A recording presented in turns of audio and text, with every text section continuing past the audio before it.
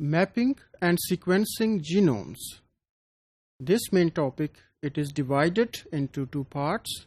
पहले हिस्से में हम देखेंगे कि genome mapping क्या होती है, and in second portion we will discuss that what is genome sequencing.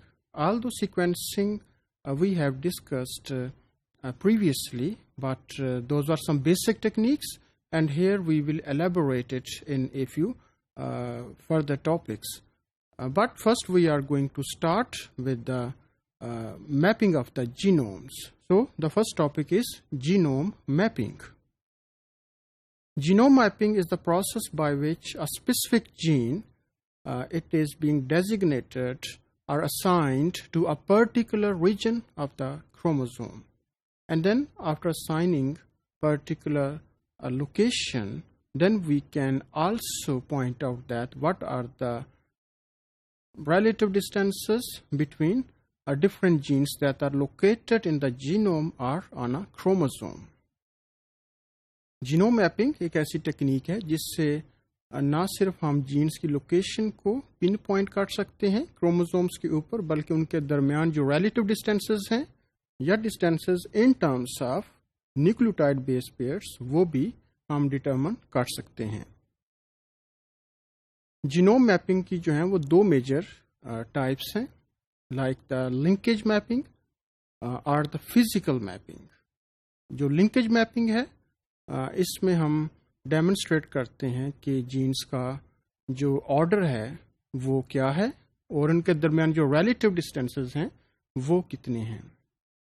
And on the other hand, in case of physical mapping, we can exactly pinpoint the locations of the gene, that this is the particular point where the gene is located, and the distances among different genes can also be calculated in terms of number of nucleotide bases. So in case of linkage map, it just only gives the relative positions of the genes and relative distances among them, but in case of physical mapping, here we can exactly pinpoint the location of the gene and calculate the distance among them in terms of nucleotide base pairs. We can say that genome mapping allows us to navigate around the genome. If we compare such mapping of genome with Earth, then we can understand it in a better way. जैसे हम अर्थ का के maps का analysis करें तो हमें हमारे knowledge में आएगा कि the maps they may have constructed on the basis of different criteria, कि कभी लेंथ यूज़ की गई है, विड्थ, लॉन्गिट्यूड और latitudes. So map have been constructed and different landmarks can be assigned on the earth, and those landmarks they can help to find different locations on the earth. For example, अगर हम अपने country की पाकिस्तान की मिसाल दें तो इसके जो सदर्न पार्ट्स हैं उसमें ओशन है, then further towards the north may be desert is there like the Thar desert, and then central Pakistan having more और less plain area, and then we can move on to Potohar having semi arid climatic conditions, and then northern area it is characterized by having lush green forest and valleys. So these are the different landmarks in the country, and on the basis of these landmarks we can exactly pinpoint the locations of certain territories. So in this way we can move anywhere within the country, and same at the global level. So different maps have been constructed, and different landmarks on the earth, they can help us to navigate around. So similarly, such landmarks, they are also existed on the genome. Now one can ask a question, what type of landmarks on the genome? So here landmark may be any part of the DNA. मिसाल के तौर पर अगर हमें किसी DNA sequence का जो है लोकेशन का पता है, उसके सीक्वेंस का पता है, so such DNA sequences They can act as a landmark or genetic markers, some regulatory sites that can turn the expression of some genes on or off. They can also be the landmarks, even genes themselves. In addition to that, non-coding region, they can also act as landmarks on the genome.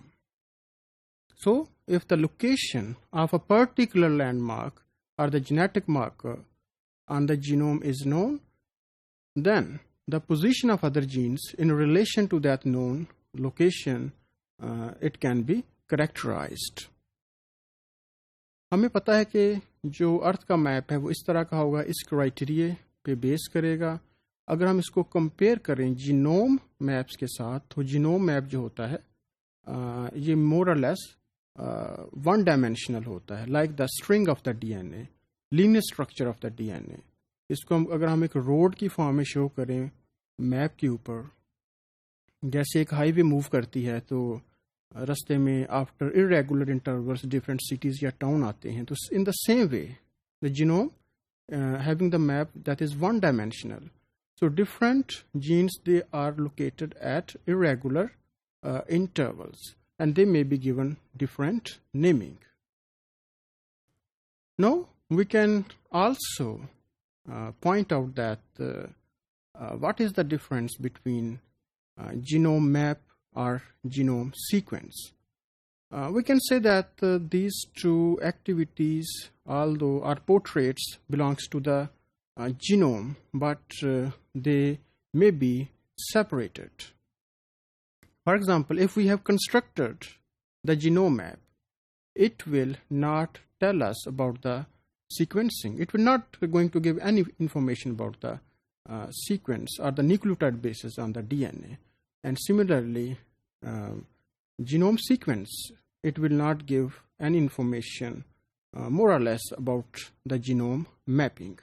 So both these two activities, they may be separated from each other, but even then there are some close relationship, like two neighbors, they are living together. And sometime what happens that a known sequence of the DNA segment, it can act as a landmark on the genome.